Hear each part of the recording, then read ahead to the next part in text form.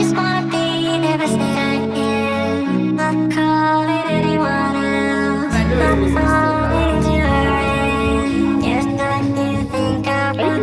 I just wanna spend some time with myself. I'm not texting anyone else. I'm not falling for someone else. Yes, I come back, yes, I come back. Yes, I come back, yes, I come back. Yes, I come back.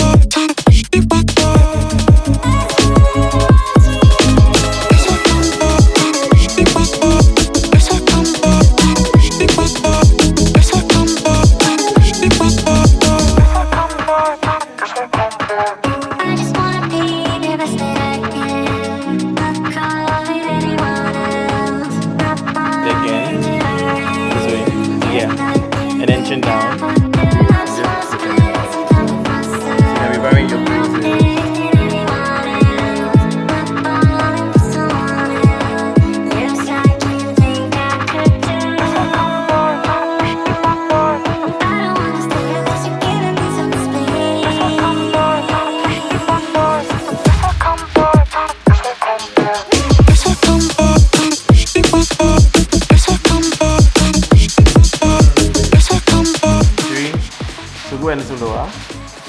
3, 2, 1, action. 4.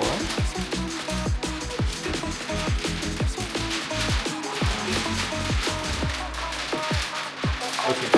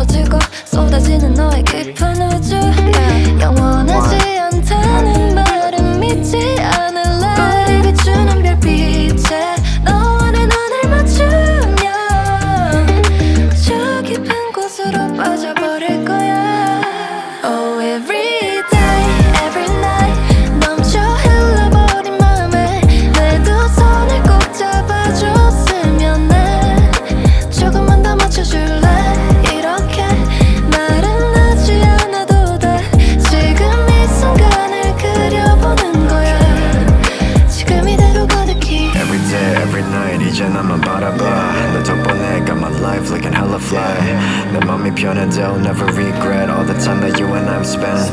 이렇게나 자꾸 너만 보여 너를 원해. Everything about you is making me say no, we're not a priceless. Girl, you are my treasure. I want you every single night. Oh, every day, every night 넘쳐 흘러버린 맘에 내 두 손을 꼭 잡아줬으면 해. 조금만 더 맞춰줄래. 이렇게 말은 하지 않아도 돼. 지금 이 순간을 그려보는 거야. I really love the way this idea started. So I was having a conversation with Fafa, who happened to be the director for the shoot, and I just said something in passing. So this was like a few days before Valentine's, and I just said something in passing that everyone is talking about Valentine's and everybody is excited about it. And you know how they talk about love and Cupid, and he's the one that brings people together with his arrow. And so when he shoots you in the heart, then you fall in love with, you know, whoever he spared you with. And I was just randomly saying that, so what if Cupid missed, right? And then we wanted to play around with that idea. So I just said those words to Fafa, and she was able to expand it and, you know, just develop the concept, and we ended up doing the shoot. I'm also experimenting with this new kind of behind the scenes where you get to see the raw and gritty nature of the BTS. I feel like for a very long time I've been cleaning up the behind the scenes, but I also want you to see the mess that, you know, it takes to be able to create those clean, fine images or visuals that you end up seeing put together on YouTube. So for example, this entire BTS was just shot and cut in sequence for you guys to see exactly how things unfolded. And next time, maybe what I will do is incorporate a bit of, you know, behind the scenes conversations as well, so you know how we deliberate and how, you know, we just toss ideas around. So for example, the very last shot where we dragged her out of the scene, that was not a part of the plan, but I think it worked out really, really well and just brought everything together. And shout outs to the people that put the costume together. They did amazing. I'm going to leave their links down below, including Fafa's link as well. And I feel like this is like the new direction I want to go. So let me know how you feel about a behind the scenes like this. Like I said, I'm going to experiment with another kind where I actually add voice so that you guys feel like you're a part of it. So let me know if the style is something that you want. And then at the end, I'll just do a little breakdown of the lighting setup and the things that I used. When it came to putting the visuals together, I knew that we were not going to rely on just pictures to tell the story. We also wanted some video content as well to be able to tie everything together. And what I decided to do was shoot with a mixture of strobes and LEDs, and the LEDs primarily to light the video, and the strobes just to add a bit of, or like just to freeze the moment for the pictures and just add a bit of specularity to, or dimension or depth to the visuals that I was getting for the video, but still not straying too far away. So the main concept was we wanted to create this very soft and dreamy feel, because obviously if it's love, it has to be dreamy, it has to be soft, it has to be romantic. So what I decided to do was use the big shoot through umbrella that I have and place an LED light through that. So that was my main light, and for the video it worked. Like, that was my main light, and all I did was add like an edge light, and then also added, actually let me just go and check. So for the video, yes, I had an edge light which was from the small rig 60B. It's a bi-color light, and then my main light was the non-light 500B, and that was shooting through the 7-foot shoot through umbrella, creating that soft and dreamy look that we wanted. And then I also added, just to add a bit of texture and dimension and make it feel almost dreamlike, we also decided to play with textures of light. So what we decided to do was shine a hard light into a piece of mylar sheet that we have. We creased it up a bit so it creates pockets of specular highlights in different parts of the frame, and then I feel that just added to the depth and helped the image look as dreamy as we wanted. I also put a mist filter on my lens, and this just blooms the highlights and the gradation between lights and shadows, just making it soft and beautiful and dreamy. Now for our backdrop, we wanted to use a red backdrop, but unfortunately what I had available to me was this magenta-ish backdrop, and I think it actually worked well, because now even with the red ribbons and, you know, those red accessories that we had on here, I feel like it complemented the background a little bit so that there is some kind of separation between the two colors. So that's also going to create, you know, contrast in the image, and then pairing it with the beige or the gray baft that we had, you know, the outfit made of, plus the pillar and, you know, the DIY drapery that we put on the pillar. I feel like it just tied everything in and made it cohesive. And so the color scheme that we're playing with was more in line with warm tones, but I feel like everything just worked out great. So we've spoken about my main light, spoken about the edge light, which is a small rig, and then the flicker of light that we were creating with the other non-light 500 and the Milo sheet.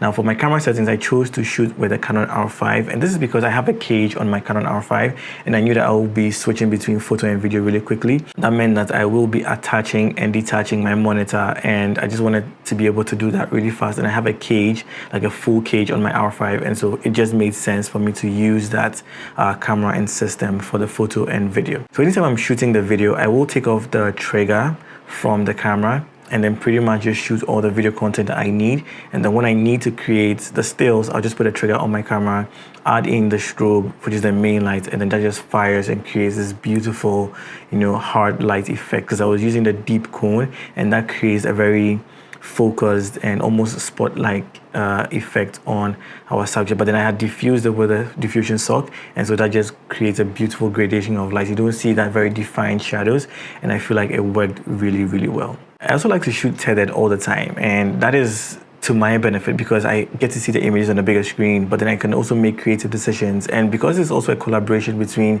the makeup artist, between Leah, Fafa, and myself, I just feel like if everybody's involved, if everybody's seeing exactly what we're seeing, it makes each of us pay attention to the individual parts that are playing that combined role to create the visuals that we're looking for. So, for example, Fafa was looking at the direction of the shoot. She was looking at the styling and making sure that everything looked good. Whilst we had Vera, or let me call her Blue Mascara in this case, ensuring that the makeup looked good. And then Leah also, you know, from time to time will come and see the screen and just make sure that she is serving the poses the way that we wanted. And I feel like this just makes the entire process more seamless and makes sure that all the parties involved are happy with what they are putting together to create the final result. And I think it really did go amazing. So for example, the photo shoot for the Cupid Missed Valentine shoot that we did, the initial idea was to shoot in black and white, but what I decided to do was shoot in raw, so that I'm still going to maintain the color data just in case we need it, but then I was previewing it in black and white because that was the intention. But after we shot it, like we loved the black and white when we saw it, but in post, when I loaded the raw file into Capture One, the way it rendered the color details, it just looked beautiful and it just looked soft. And I feel like that warm tone, that magenta and red color just complemented the actual occasion for what we were shooting this for. And so we decided to leave it in color, and that is what you're seeing. So this, I feel, pretty much summarizes everything about this entire BTS. If I missed anything, let me know in the comments down below. And also, again, I'm trying out a new kind of BTS, so let me know how you feel about it. If you feel like this is more immersive and you want to see more videos like this, let me know in the comments down below. And yeah, I'll catch you guys in the next one. And also remember, don't ever give up. Subscribe if you haven't. Check out my digital store. I have amazing products on there. There's some free products that you can try out, and then there's some paid ones, and those paid ones help me to create collaborative shoots like this.